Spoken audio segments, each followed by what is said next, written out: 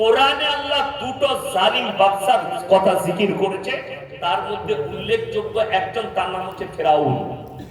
ফেরাউনের নাম শুনেছেন না শুনেননি? কোরআনে আছে, সে বলেছিল আনা রাব্বুকুমুল আলা, আমি হচ্ছি তোমাদের রব আর আমি শ্রেষ্ঠ। ফেরাউন আছে না শেষ? শেষ। রবের দাবি করেছিল, আল্লাহ দাবি করেছিল, আল্লাহ ধুলিসাৎ করে দিয়েছে তার মতো শক্তিকে। নমরুদ ইব্রাহিম আলাইহিস সালাতু ওয়াস সালামকে আগুনে নিক্ষেপ করেছিল, আল্লাহ তাকে বেইজ্জতির সঙ্গে মৃত্যু দিয়েছে। ফেরাউনকে বেইজ্জতির সঙ্গে মৃত্যু দিয়েছেন না দেননি? দিয়েছে। একটা কথা মাথায় রাখবেন, আমি একটা জলসায় বলেছি, আপনার ছেলেকে ডাক্তার করুন, মাস্টার করুন, এমএলএ এমপি করুন, নেতা করুন, মন্ত্রী করুন, সব করুন, সব হন। আল্লাহর কসম খেয়ে বলছি আমি, যদি দিন না থাকে আমার আল্লাহর কাছে কোনো মূল্য নাই। দিন থাকতে হবে। কি থাকতে হবে বললাম? দিন। দিন মানে সকালবেলা নয়,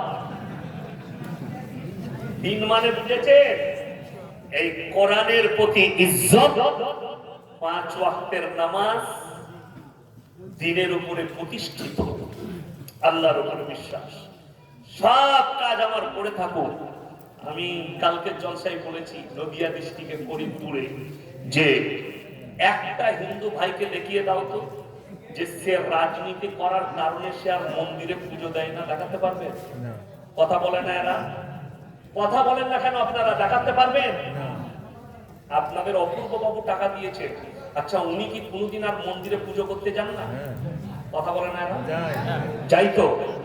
যেতে পাবে না? পাবে না, অবশ্যই যাবে, সে ধর্ম পালন করবে, কে বললে পাবে না? কিন্তু আমি আপনাকে দেখিয়ে দেব, নেতা হওয়ার কারণে 100টার মধ্যে 90টা মুসলমান নেতা হওয়ার পরে তারা সালামের উত্তর দেওয়া যাবে না, তার নামাজও পড়া যাবে না। ঠিক বললাম না? কোথা থেকে পেলে? নামাজ জারি রাখো, আল্লাহকে মনে রাখো, আল্লাহ আরো ইজ্জত দিবে তোমাকে, আরো ইজ্জত দেবে। তো আমি যেটা বলছিলাম, শক্তিশালী পৃথিবীতে কেউ নেই, সব থেকে শক্তি কার? আল্লাহ। গোটা পৃথিবী কার নিয়ন্ত্রণে? আল্লাহর নিয়ন্ত্রণে।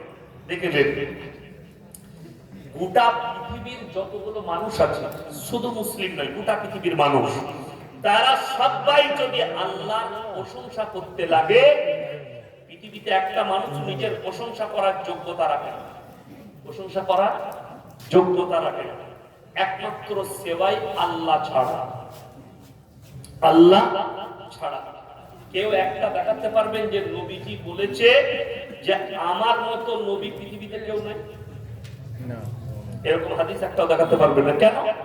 নবীজি কি কেমন কেমন পয়গম্বর, আল্লাহ নবীজির প্রশংসা করেছেন, বলুন সুবহানাল্লাহ। কে করেছেন? কে করেছেন? আল্লাহ নিজে, নবীজি নিজে বলেন।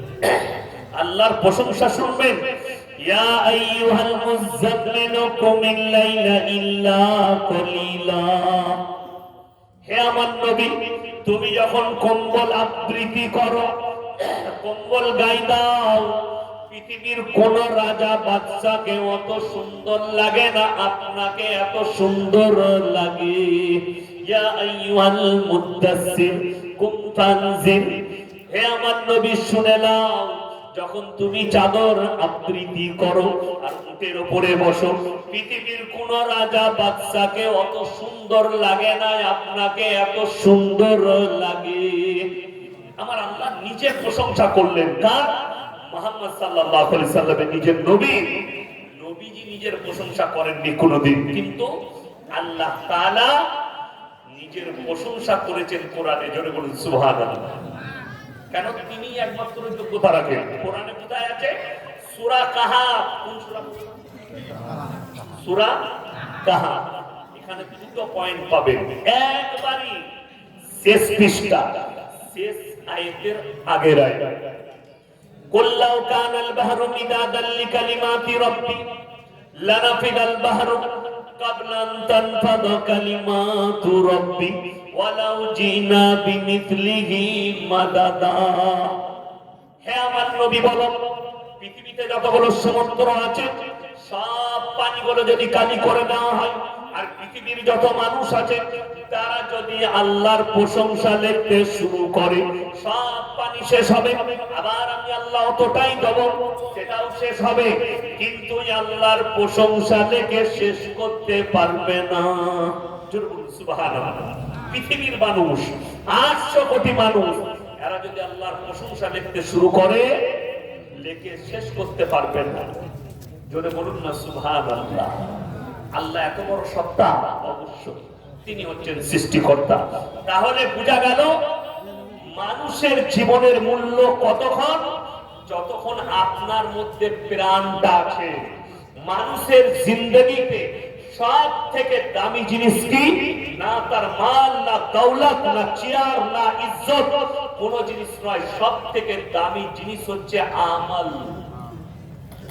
মান আমিলা সালিহান ফালিনাফসি ওয়া মান আসাআ ফাআলাইহা। যে বা যাহারা ভালো কাজ করবে আল্লাহ তাদেরকে পুরস্কৃত করবেন, যে বা যাহারা খারাপ কাজ করবে আল্লাহ তাদেরকে তিরস্কৃত করবেন। এখানে আমি দুটো কথা বলে নিই। সবাই নিয়োগ করুন আমরা হকের উপরে চলবো, বলুন ইনশাআল্লাহ। হক কাকে বলে?